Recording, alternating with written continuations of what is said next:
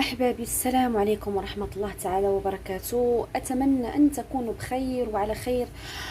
كل من كيشاهد الفيديو الآن، سواء أنت أو أنت، أتمنى لك الشفاء العاجل، شفاء لا يغادر سقما، وهو القائل: ادعوني أستجب لكم. فيا رب تشفي مرضانا وتشفي كل من يشاهد الفيديو الآن، سواء هو أو داخل الفيديو بغرض الشفاء لأي شخص ثاني وبأي مرض مهما كان.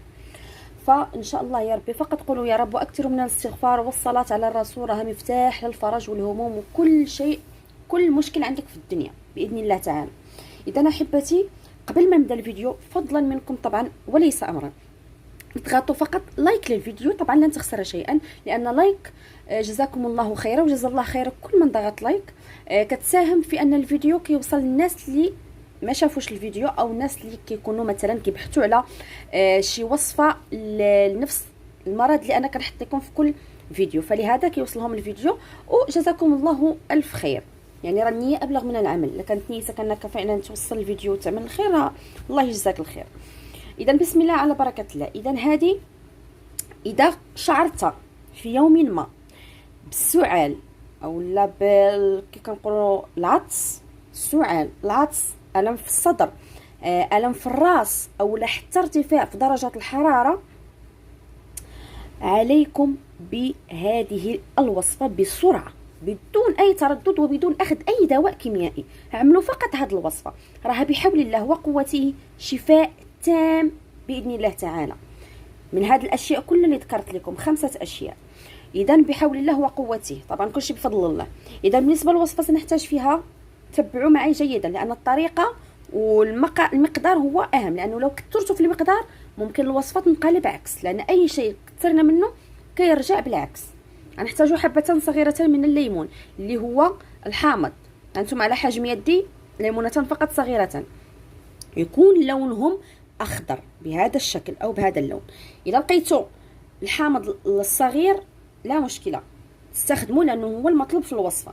إذا لم تجدوه خذوا ليمونة كبيرة، ولكن نكتفي فقط بنصفها، نصف ليمونة كبيرة. لكن الأحسن في هذه الوصفة هو هذا الليمون الأخضر، كتكون مركز فيه الفوائد أكثر من الليمون الأصفر. إذا سنحتاج كما ذكرت حبتان أو نصف حبة كبيرة. سنحتاج إلى القرنفل، المكون الثاني والأساسي في هذه الوصفة.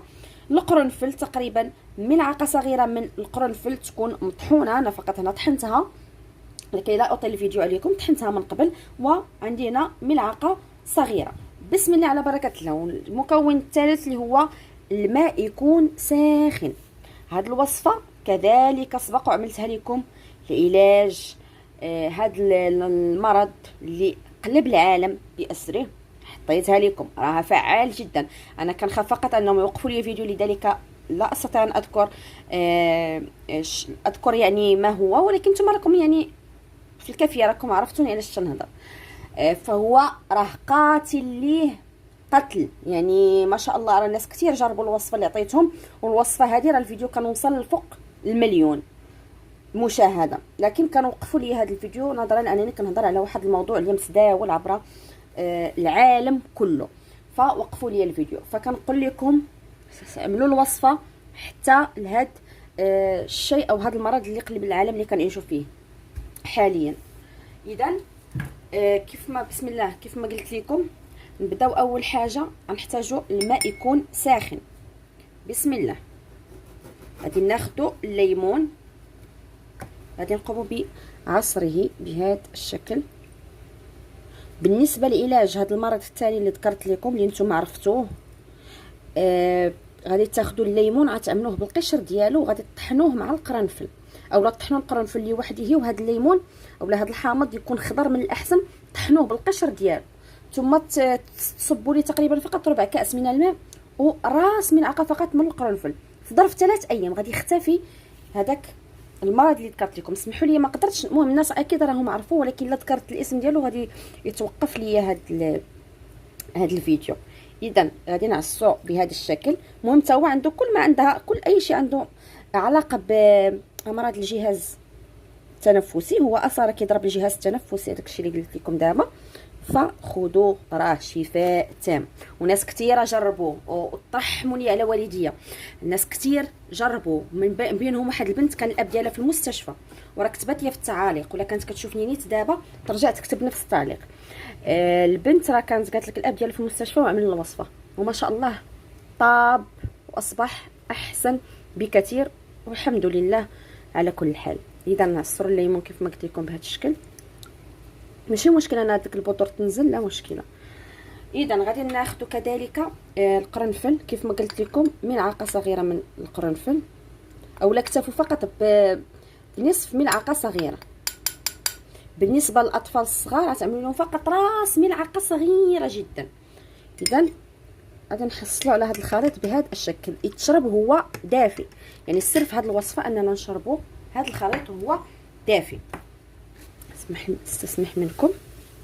اذا فقط هذا راه باذن الله شفاء تام من جميع هادشي اللي قلت لكم، السعال، الم في الراس، ارتفاع درجه الحراره، الم في الصدر، كل شيء. هاد الاشياء كتختفي في ظرف اقل من 5 ايام، لكن انا كنقول لكم النسبه اكثر شيء 5 ايام، تعملوها مره في اليوم لا مشكله، قبل او بعد، لكن من الاحسن بعد الافطار او بعد تناول اي وجبه، لا مشكله، صباحا مساء بعد الغداء، المهم يكون بعد الغداء ولا بعد العشاء ولا بعد الافطار بمده ساعه، يعني ما ناخذوش على مائده تكون فارغه من الاحسن. لكن الناس اللي كيعانيوا من المرض هذاك اللي قلت لكم ياخذوه قبل الوجبه، راه قاتل له باذن الله تعالى، والله على ما اقول شهيد، لانني يعني بالتجريب التام، يعني بدون ادنى شك. والناس اللي كانوا شافوا الفيديو راه شافوه طبعا.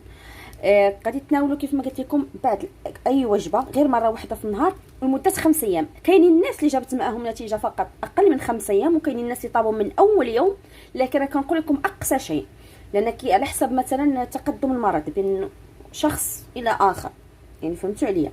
اذا فقط هذه هي الوصفه، نتمنى تنال اعجابكم، وليس تنال اعجابكم بل تنال رضاكم وتشفيكم بحول الله وقوته وفضلا منكم وليس امرا. نشروا هذه الوصفه لانها كتستاهل انها تنشر، وكل من كيجربها، وانتم تلاحظوا ان كل من غيجربها ان شاء الله يكتبوا لي في التعاليق باش الناس الثانيه يعني تشجع انها تجرب الوصفه. الناس كيبغيو الناس اللي مجربين، يعني يسمعوا من المجرب وما تسمعش من الطبيب، وانا كنقول لكم اي شيء كنحطه فهو مجرب.